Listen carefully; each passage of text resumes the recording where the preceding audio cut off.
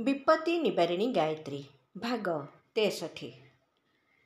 ଗାୟତ୍ରୀର ଚତୁର୍ଥ ପାଦ ଦ୍ୱାରା ଆନ୍ତରିକ କାୟାକଳ୍ପ। କୌଣସି ଗୋଟିଏ ବସ୍ତୁର ଅଭାବ ହେଲେ ଲୋକମାନେ ଈଶ୍ୱରଙ୍କୁ ଗାଳି ଦିଅନ୍ତି, କିନ୍ତୁ ତାଙ୍କର ଅନନ୍ତ କୃପାକୁ ସ୍ମରଣ କରନ୍ତି ନାହିଁ, ଯାହାକି ଜୀବନର ପ୍ରତ୍ୟେକ କ୍ଷେତ୍ରରେ ହିଁ ଉପଲବ୍ଧ ହୋଇ ଆସୁଥାଏ।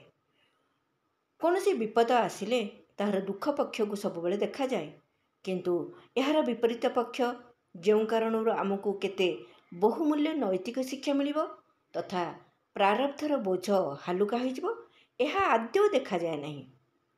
ଈଶ୍ୱର ଅନନ୍ତ ଦୟାଳୁ ଅଟନ୍ତି।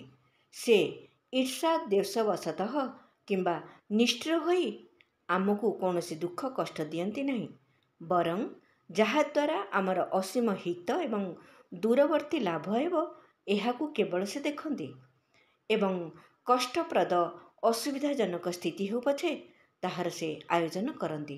ଅଧ୍ୟାପକଙ୍କ ମାଡ଼ ଦେବାରେ, ମାତାଙ୍କର ଧମକାଇବାରେ, ଚିକିତ୍ସକଙ୍କର ଅସ୍ତ୍ରୋପଚାର କରିବାରେ ଯେପରି ହିତ ହିଁ ହିତ ସାଧନ ହୋଇଥାଏ, ସେହିପରି ଭାବରେ ବିବିଧ କଷ୍ଟ ଆଢ଼ୁଆଳରେ ପ୍ରଭୁଙ୍କର କରୁଣାପୂର୍ଣ୍ଣ କୃପା ହିଁ ଲୁଚି ରହିଥାଏ। କ୍ରମଶଃ ଆଗାମୀ ଭାଗରେ ଆହୁରି ଆଗକୁ